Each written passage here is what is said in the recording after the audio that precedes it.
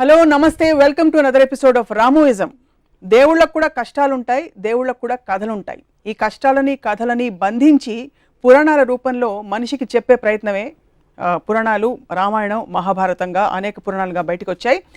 ఈ అంశంపై అంటే అనేక వివాదాస్పద ట్వీట్లు చేసి ప్రకటనలు చేసిన రామ్ గోపాల్ వర్మ గారు పురాణాల గురించి, వాటిలోని క్యారెక్టర్స్ గురించి ఏమంటారో ఇవాల్టి రామోయిజం.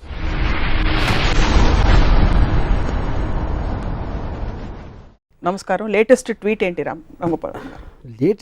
Latest tweet on Ramayanam or Mahabharatam concept. Vinayaka Chavithi వచ్చినప్పుడు నేను ఒక సిరీస్ ఆఫ్ ట్వీట్స్ చేశాను. ఏమన్నాను, ఐసిస్, అల్ ఖైదా లాంటి ఒక విపరీత టెర్రరిస్ట్ ఆర్గనైజేషన్లు చేసే గౌరవాల తర్వాత అంతకు మించిన గౌరవం నేను విన్నది, ఒక తండ్రి తన ఇంట్లోకి రానియట్లేదని ఒక కొడుకు తల నరికేశాడు అని నేను పెట్టిన ట్వీట్. ఒకవేళ తన కొడుకు తల నరికి తర్వాత ఏంటి విషయం తెలిసి తన కొడుకే అని తనకి తెలిసి దారేపో ఏనుగు తల నరికేసి ఏనుగు తల పెట్టేశాడు. ఏనుగు తల పెట్టి మనిషి మీద పెట్టే శక్తి ఉన్నప్పుడు తన కొడుకు తలే పెట్టచ్చు కదా, మళ్ళీ ఏనుగు తల ఎందుకు అనేది ఒక ట్వీట్ పెట్టాను. నాకు గణపతి కథ అలా చెప్పారు. ఫస్ట్ శివుడు అనే దేవుడికి తన కొడుకు తనే తెలియదా ఒకటి, అది పక్కన పెడదాం. ఒక చిన్న పిల్లడు లోపలికి రావద్దు అన్నాడు, ఆయన అటాక్ కూడా చేయలేదు. నన్ను రావద్దు అంటావురా అని తల నరికేస్తే నాకు తెలిసి తాలిబాన్ కూడా చేయలేదు, కానీ మన దేవుడు చేశారు. దాని తర్వాత ఏనుగుని చంపితే ఇప్పుడు WWF అంత గోల్ చేస్తారు, మేము సినిమాలో కుక్కను పెడితే సెన్సార్ వాళ్ళు కుక్కర్ని ఏమన్నా చేశారా అని అడుగుతారు. ఏమి అన్నం పోయిన తెలియ ఏనుగుని చంపేసి దాని తలను పెట్టారు. ఆ తల ఎందుకు పెట్టలేదు అదో క్వశ్చన్. దాని మీద బాంబేలో ఒక శివసేన ఇలాంటి ఎంఎస్ గ్రూప్ వాళ్ళు ఇలాంటి ట్వీట్లు పెడతాంటే గణపతి అంటే చాలా పెద్ద ఈవెంట్ బాంబేలో. అంటే దాంట్లో ఒక లీడరు ఇప్పుడు మనం గొడవ చేస్తే దీని గురించి దాంట్లో లాజిక్ అంతా బయటికి అవుతారో తనకే పబ్లిసిటీ వస్తుంది, వదిలేయండి అని చెప్పాడు. సో నా పాయింట్ ఏంటంటే అది ఇప్పుడు మనం బ్లైండ్గా ఫాలో అవ్వటానికి ఒక దేవుడికి ఉన్న క్వాలిటీస్, ఆ దేవుడికి ఉన్న ఆ పర్టిక్యులర్ పురాణ పురుషుడికి ఉన్న క్వాలిటీస్ అనేది మనకు చాలా ఇంపార్టెంట్ స్టడీ చేయడం. నేను బ్లాటెంట్గా ఇలాంటి ఆస్పెక్ట్స్ ఉన్నప్పుడు దాన్ని క్వశ్చన్ చేయకుండా కేవలం దేవుడు చేశాడు కాబట్టి వదిలేసాం, తాలిబాన్ చేస్తే అల్ ఖైదా చేస్తే వాళ్ళని రాక్షసులు అంటాం. ఇది ఒక ఎగ్జాంపుల్. రెండో ఎగ్జాంపుల్, రాముడు వనవాసానికి వెళ్ళిపోయాడు, సీతమ్మ లక్ష్మణుడు ముగ్గురు వెళ్ళిపోయారు. 14 సంవత్సరాలకి సరిపడా వాళ్ళకి బట్టలు ఆభరణాలు ఇచ్చారు. అవి ఎవరు మోసారని ఒక ట్వీట్ పెట్టారు. రాముడు మోసుడు, సీత మోయదు అంటే లక్ష్మణుడు మోసాడా? ఒకవేళ ఇవ్వకపోతే అవే బట్టలతో 14 సంవత్సరాలు ఉన్నారా? లేకపోతే అడవిలో వేరే బట్టలు ఎక్కడ కొనుక్కున్నారు? లేకపోతే ఆకులను కట్టుకున్నారు? ఇలాంటివి ట్వీట్స్ చేశారు. అదేంటి, నాకు కించపరచడం కాదు, దాని గురించి జోక్ చేయడం కాదు. ఇలాంటి ఫండమెంటల్ ఎలిమెంట్స్ గురించి నేను సినిమా తీస్తే 1,00,000 రకాల రివ్యూలు రాస్తారు. రామాయణ మహాభారతంలో నేను తీసే అతి చెత్త సినిమాలు కానీ ఎక్కువ లొసుగులు ఉన్నాయని నా ఫీలింగ్. వాటికి ఎవరు ఇంత పూజిస్తారు కానీ రివ్యూస్ రాయరు. నా సినిమాలు ఏమో చూడరు, ఫ్లాప్ చేయిస్తారు. ఆ జలసీ తోటి నా మనసులోంచి వచ్చిన ఒక ఆక్రోషం నుంచి ట్వీట్స్ వచ్చాయి. ఇక్కడ కార్ ఆన్ చేస్తే అక్కడ డోర్ తీస్తారు, మధ్యలో కార్ ఆగిపోయిందా, పెట్రోల్ పోయించాడా, ఈ డీటెయిల్స్ అని మీరు చూపించారు కదా మీ సినిమాలో. అంటే నా పాయింట్, ఒక ఫాదర్ కొడుకు తల నరికేయటానికి కారు ఆపేశారు, పెట్రోల్. ఎంత చిన్న ఎగ్జాంపుల్, అది సరిపోతుందా? అంటే దానికి దీనికి పోలిస్తే మీ గురించి నాకు అర్థమవుతుంది. ఈ పోలిక కరెక్ట్ అని అనుకుంటే సివియారిటీ ఆఫ్ ద థింగ్ అది కాదు. ఇక్కడ లాజికల్ కార్లు పెట్రోల్ ఉందా లేకుండా వెళ్ళిందా అనేది దాని వలన ఏమి మీకు మారల్ ఆస్పెక్ట్ అనేది ఏమి రాదు. మీకు ఒక స్టోరీలో ఒక లాజిక్ అది. ఇక్కడ it is destroying the fundamentals of God. That is okay. I'm talking about రాముడు బట్టలు మోసాడా, వాళ్ళు ఇస్త్రీ చేసుకున్నారా, గంజి పెట్టి ఇస్త్రీ చేస్తారా, లేకపోతే వాటి ఆ క్వశ్చన్స్ కి ఆన్సర్ గా ఇది కథలో ఓకే. అప్పుడు okay, so okay, I agree, you're right, I'm wrong. So ఇంకో ఎగ్జాంపుల్ ఇస్తాను. కైకేయి పాతకి రాముడిని అడిగి పంపించేస్తుంది, రాముడిని అడిగి భరతుడికి పట్టాభిషేకం. కైకేయి ఎందుకు చేసింది? రాముడు కన్నా తన కొడుకు అంటే ఎక్కువ ఇష్టం భరతుడు, తన భద్రుడికే రావాలని ప్రతి తల్లికి ఉంటుంది. మాట ఇచ్చింది ఎవరు? దశరథుడు. నువ్వు ఏం చేస్తే అది చేస్తాను. ఎందుకు? ఆ పర్టిక్యులర్ టైంలో ఎమోషన్లో ఏదో ఒక టైంలో తను ఇచ్చాడు మాట. ఆ మాట ఇప్పుడు నాకు చేయాలని. రాముడే కావాలి, రాముడే ఎందుకు కావాలని నాకు బ్రాహ్మణులు ఎక్కడ లేదు. ప్రజలకి ఏం చేస్తే రాముడే కావాలన్నాడు నాకు ఇంతవరకు అర్థం కాలేదు. ఓకే రాముడు మంచోడు, take it for granted, author Valmiki చెప్పాడు కాబట్టి నేను తీసుకుంటున్నాను. నెక్స్ట్ కట్ ఏంటి, ఒక రాజు, ఒక దశరథుడికి అయోధ్య రాజుగా ప్రజల పట్ల ఎక్కువ రెస్పాన్సిబిలిటీ ఉందా, పాతకైన కైకేయికి ఇచ్చిన మాట ఎక్కువ రెస్పాన్సిబిలిటీ ఉందా? అప్పుడు నాకు రంగనాయకం విశ్వరోక్షణలో ఒక ఎక్స్ట్రాడినరీ పాయింట్ ఏమనిపించిందంటే, కైకే నాకు ఇచ్చిన మాట మీరు నిలబెట్టుకోరు, మాట తప్పితే మోక్షం రాదు అనే భయంతో నా మాటకి విలువిస్తున్నారు. మోక్షం రాకపోతే స్వర్గప్రాప్తి రాదు, స్వర్గప్రాప్తి రాకపోతే రంభ ఉరుసులు దొరకరు. అది మెయిన్ పాయింట్ అక్కడ.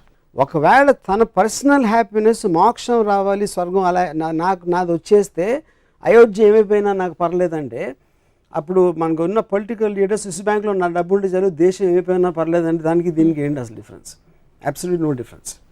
సో ఇది మోర్ రిలవెంట్ పాయింట్. ఇందాక ఇచ్చిన బట్టల పాయింట్ పక్కన పెట్టి ఈ పాయింట్ పెడుతున్నాయి ఇప్పుడు.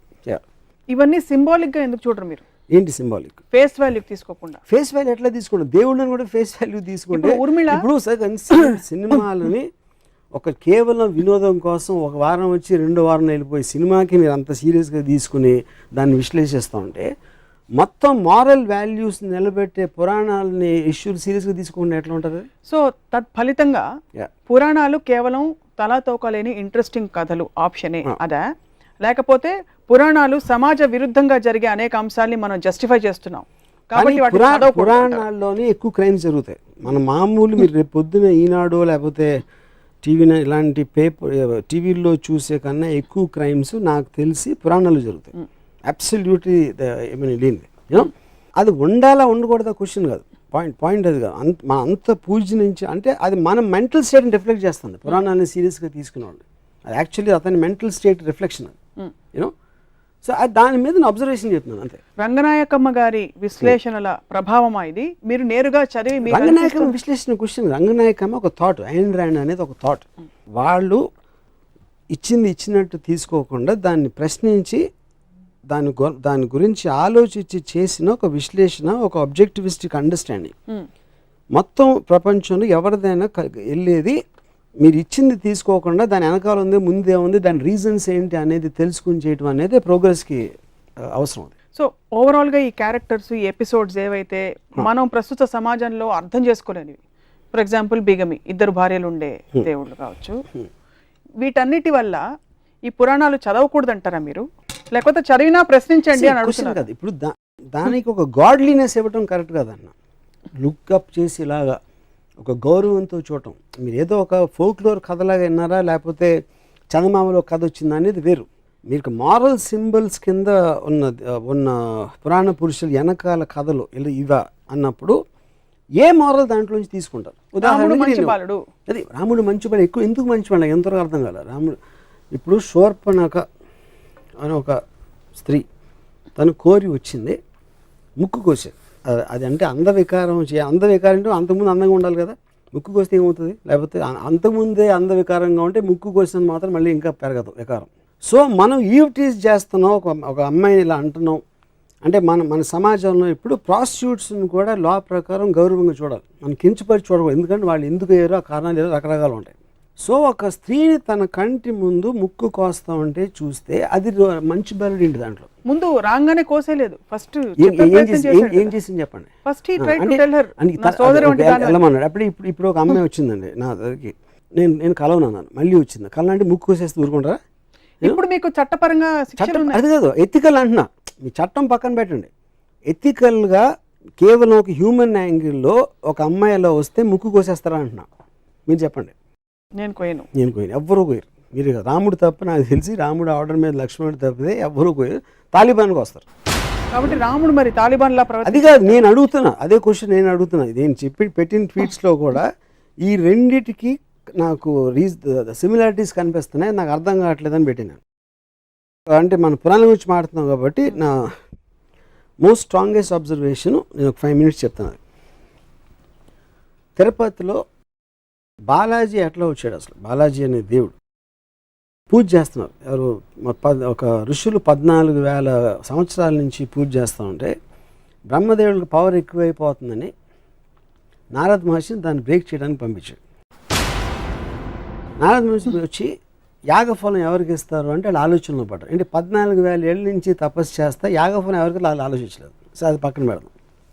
సరే కనుక్కోవడానికి ఎవరు బ్రహ్మ విష్ణు మహేశ్వర్లో ఎవరు దీనికి అర్హులు అని భృగు మహర్షిని పంపించారు. భృగు మహర్షి ఫస్ట్ బ్రహ్మ దగ్గరికి వెళ్తే బ్రహ్మ సరస్వతి వేణు వాయిస్తున్నారు ఏదో అవుతుంది అక్కడ బిజీ అని పంపించారు. అక్కడి నుంచి కట్ చేస్తే శివుడు వస్తే శివుడు పార్వతి బిజీగా ఉన్నారు, అవి డాన్స్ చేస్తున్నారు ఏదో అని అక్కడి నుంచి పంపించారు. నెక్స్ట్ విష్ణువు దగ్గర అక్కడ అదే పరిస్థితి. అప్పటికి భృగుకి కోపం వచ్చి లోపలికి వెళ్ళి హంస అదే సర్పతల్పం ఏదో ఆ తల్పం మీద తన్ని వెళ్ళిపోతా ఉంటే విష్ణువు వచ్చి కాళ్ళ మీద పడి కాళ్ళు పట్టుకుని ఆ కోపానికి కారణమైన ఒక కన్ను ఏదో ఉంది అరికాళ్ళు ఉంటే దాన్ని నలిపేశాడు. తన్నిని వెళ్ళి కాళ్ళు పట్టుకోవడానికి కోపంతో లక్ష్మి వెళ్ళిపోయింది. స్వర్గం బోసిపోయేసరికి వచ్చి విష్ణువుని ప్రాధేయపడ్డారు. ఏంటి లక్ష్మి లేకపోతే స్వర్గంలో ఇది లేదు అది లేదు అని. అప్పుడు ఈయన ఎతకడానికి వెళ్ళాడు విష్ణు. వెళ్ళి ఎతికి ఎక్కడ దొరకలేదు. అలిసిపోయి ఒక చోట పడుకుంటే పైన ఒక పాముల పొట్ట ఏదో కట్టేసి చేమలు కుట్టేసి. అప్పుడు ఆ టైంలో అక్కడ విదురుడు రాక్షసుడి పేరు మర్చిపోయిన వాడెవర్. ద పాయింట్ ఈజ్ ఒక ఆవులు కాపరి ఒక ఆవు వెళ్ళి ఆ పర్టికులర్ పాముల పొట్టలో పాలేస్తాం. సో సాయంత్రం పూట ఇంటికి వచ్చేసరికి ఒక్క ఆవు పాలు ఇవ్వట్లేదని ఆకాశరాజు భార్య రాణి ఏంటి ఆవు పాలు ఇవ్వట్లేదు అని ఎంక్వైరీ పెట్టి ఆడ బిల్స్ అడిగితే నెక్స్ట్ డే ఆడ ఆవు మీద కన్నేసి ఉంచితే ఆవు వెళ్ళి పాలు పోయటం చూశాడు. ఆవును కొట్టడానికి వస్తే ఆవును రక్షించడానికి విష్ణువు బయటకు వస్తే తన తల మీద తగిలింది దెబ్బ, ఆ కర్ర దెబ్బ. అవును. ఆ రక్తం చూసి పారిపోయి ఆకాశరాజు చెప్పాడు. ఆకాశరాజు వచ్చి ఏంటంటే ఆకాశరాజుని చూడగానే నువ్వు 7 జన్మలు పిశాచం అయిపోతామని శాపం ఇచ్చాడు విష్ణు.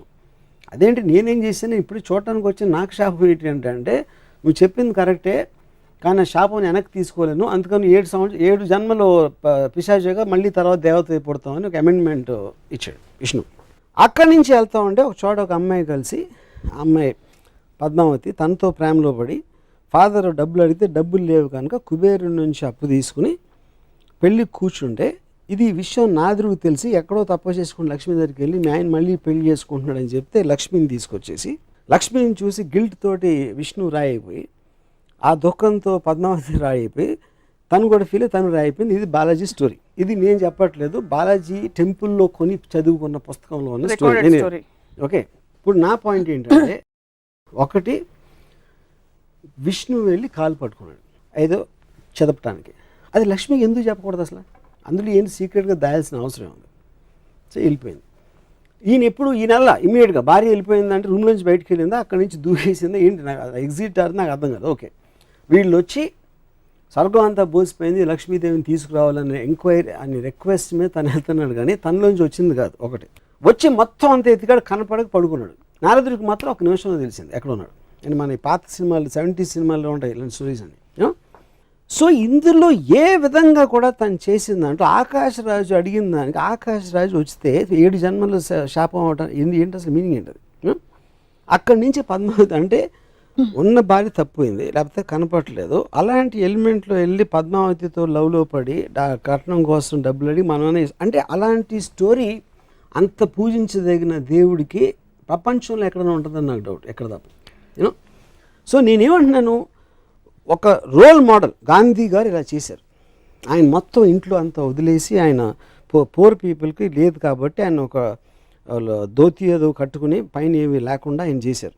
ఇంకో ఫలానా లీడర్ ఏదో చేశాడు, ఇంకోటి ఎవరు ఏదో చేశారు. ఇలా రోల్ మోడల్స్ అని వాళ్ళు చేసినట్టు మనం చేయాలి, మనం కూడా అంత ఎత్తుకు ఎదగడానికి ట్రై చేయాలి అనేది రోల్ మోడల్. అది పురాణ పురుషుడు అవ్వచ్చు, లేకపోతే పొలిటికల్ లీడర్ అవ్వచ్చు, లేకపోతే ఒక ప్రజానాయకుడు వాటెవర్ రిబెల్ లీడర్ అవ్వచ్చు. ఏ మాత్రం అసలు రోల్ మోడల్గా సృష్టించడానికి అనేది లేని వాళ్ళని నేను ఇక్కడే చూశాను. ఇది కేవలం హిందూ పురాణాలేనా అన్ని మతాల పురాణాలు? నాకు తెలిసిన పురాణాలు హిందువు తప్పితే నేను ఎక్కడ చూడలేదు.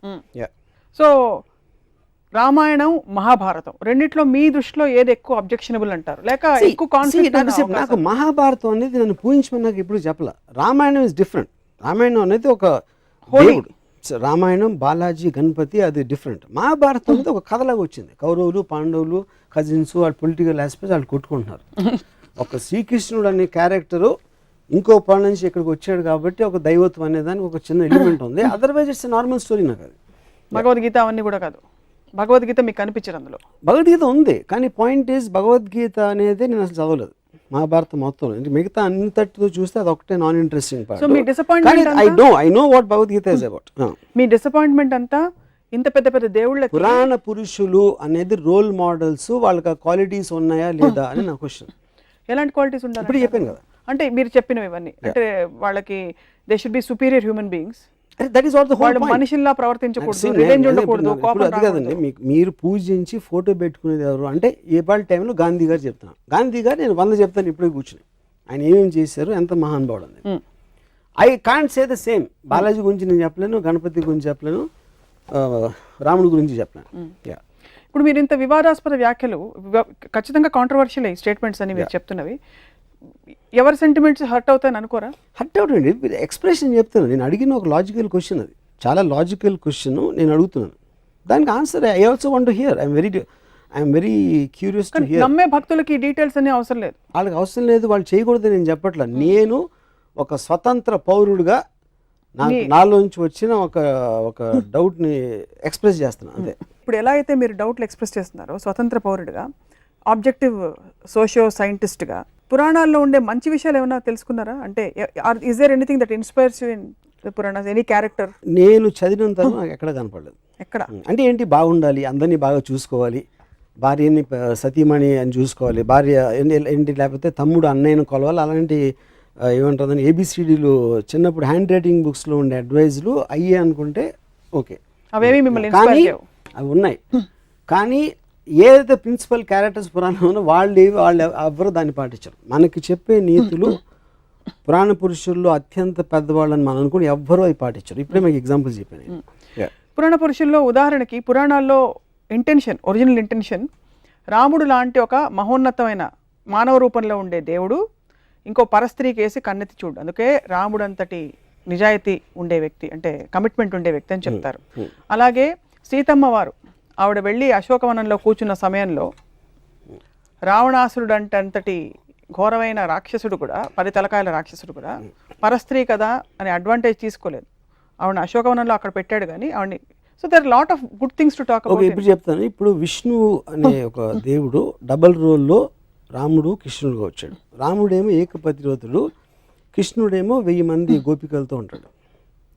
సో అప్పుడు ఎవరిని తీసుకోవాలి నేను? ఇదొక కృష్ణుడు కాదా? ఇదొక యుగం, అదొక యుగం. యుగం కాదు, యుగాలు ఎందుకు? యుగాలు మారినా మీకు నీతులు ఎట్లా మారుతాయి? ఎందుకంటే ఫోకల్ పాయింట్ మారుతుంది, మీరు పర్స్పెక్టివ్. అప్పుడు రాముడు ముందా కృష్ణుడు ముందా? రాముడి ముందు. అప్పుడు కృష్ణుడికి 1000 వస్తే ఇప్పుడు 1,00,000 అవ్వాలిగా. ఇంకొక అవతారం వస్తే వస్తుందేమో. అది కాదు, మీ రోల్ మోడల్ అప్పుడు మనం ఫాలో అవ్వాలి. రాముడు రోల్ మోడల్ ఎందుకు ఏకపత్నివ్రతుడు, మనం కూడా ఒకే అమ్మాయితో ఉండాలి రోల్ మోడల్. అవును, శ్రీకృష్ణుడు దాన్ని బ్రేక్ చేశాడు మీరు చెప్పిన లా ప్రకారం. ఇంకో యుగంలో అది వర్తించదు, అందుకని 1000 మంది గోపికలను తీసుకున్నాడు. అప్పుడు నేను రోల్ మోడల్, నాకు కృష్ణుడాడు. ఇప్పుడు ఇంకా అడ్వాన్స్ అయింది కాబట్టి ఇప్పుడు 1,00,000 గోపికలు అవుతావా, మళ్ళీ వెనక్కి వెళ్తామా? శ్రీకృష్ణుడు మీకు రోల్ మోడల్ అయినప్పటికీ శ్రీకృష్ణుడు స్వచ్ఛమైన pure love, it is an embodiment of pure love. శ్రీకృష్ణుడి గురించి మనకి తెలిసింది, he was an embodiment of pure love. నెమలి పింఛం అనేది ఎందుకు పెట్టుకుంటారంటే it is an embodiment of pure love, which is but he can share that love with 1,000 girls. అది point. 1,000 girls, which is not sexual in connotation necessarily. అంటే అందరిని పూజిస్తాడా కూర్చుని? అది తెలియదు, but this is what we know. నెమలి పింఛం అన్నది కూడా సంకేతం. నెమలి పింఛం అని పక్కన పెట్టిన అది డ్రెస్, అది ఇప్పుడు ఎవరు క్యాప్ వేసుకున్నట్టు అప్పుడు నెమలి పింఛం వేసుకుంటారు, దానికని ఎక్కువ ఇంపార్టెన్స్ ఇవ్వద్దు. తను చేసే పని చెప్పండి నాకు, ఏం డ్రెస్ అనేది మన costume is not the point, సీన్లో కంటెంట్ అనేది పాయింట్. అక్కడ సీన్లో కంటెంట్లో విష్ణు అవతారమే రాముడు, విష్ణు అవతారం. రాముడు ఏకపత్ని భక్తులు అని చెప్పినప్పుడు తను ఇంకో రోల్ వేసినప్పుడు మొత్తం ఆపోజిట్లో వేస్తే దానికి వ్యాలిడిటీ ఏంటని అడుగుతున్నాను. కాబట్టి రెండింటికి వ్యాలిడిటీ లేదంటారా, ఒకటి తీసుకుంటారు? క్వశ్చన్ అది కాదు, రోల్ అంటే ఇప్పుడు రాముడు అది ఒక్కటి చేసి ఉండొచ్చు, దానికి ఆపోజిట్గా 10 చేశారు దాంట్లోనే, రామాయణంలోనే నాకు చెప్పాను. అన్ని మతాల దేవుళ్ళని లేక పురాణాలని మీరు ఎప్పుడు స్టడీ చేయాలన్న ఉత్సుకత మీకు కలగలేదు? స్టడీ చేయడం మామూలుగా, ఇప్పుడు నేనే ఎక్స్పర్ట్ని కాదు పురాణాల్లోని, లేకపోతే బుక్స్ రాసేసి మన కల్పవృక్షం విశ్వనాథ సత్యనారాయణ గారు, I'm not an expert on that.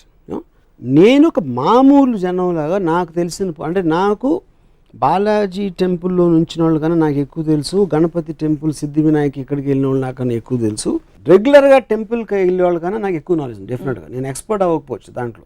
So నేను మామూలు ఒక జనం ప్రతినిధిగా పురాణాల మీద నాకు వచ్చిన డౌట్ ఎక్స్ప్రెస్ చేస్తున్నాను అంతే. దీనివల్ల భక్తులు యాక్చువల్గా మారాలని కానీ ఎంత డీప్గా వెళ్తే మీకు అంత పోతుంది ఇంప్రెషన్. అది నేను గమనించింది. ఎక్కువ డీప్ గా అందుకే భక్తులు డీప్ గా వెళ్ళరేమో. కల్పవృక్షంలో మొత్తం డిస్క్రిప్షను సీత సెక్షువాలిటీ మీద ఉంటుంది. అది నాకు రామాయణ విశేషం చదివే వరకు తెలియదు నాకు, ఎందుకంటే నేను అలాంటి లాంగ్వేజ్ నేను చదవను కాబట్టి. ఇలాంటి కాళ్ళు గల సీత, అలా సీతని తను చూసాడంటే అది శృంగారం అనొచ్చు, మీరు ఏదైనా ఆస్పెక్ట్ అవ్వచ్చు, కానీ అది మనం నార్మల్ ఆస్పెక్ట్లో రామాయణాన్ని ఎప్పుడు అలా చూడం. కానీ అది రాసింది విశ్వనాథ సత్యనారాయణ గారు, వాట్ ఎవర్, ఐ మీన్ అది ఎలిమెంట్, అది రాయకూడదని నేను ఆర్గ్యూ చేయట్లేదు. వాట్ ఈజ్ మనకి ఇది వస్తుంది, ఇలాంటిది మనం ఇలా చూడకూడదు అనేది ఇష్యూని మనం పక్కన పెట్టేసి మిగతాదంతా మాట్లాడతాం. సో అప్పుడు మనం ఏంటి క్యారెక్టర్, రాముడు మహా గొప్ప రాజు, అయోధ్య ప్రజలంతా పూజించే ఏకపత్ని వ్రతుడు, ఇది అది అని క్వాలిటీస్ అన్ని. ఆ క్వాలిటీస్తో ఉన్న వేరే వైపు మీరు యాక్చువల్గా రామాయణ ఇన్సిడెంట్లు చూస్తే దానికి దీనికి సంబంధం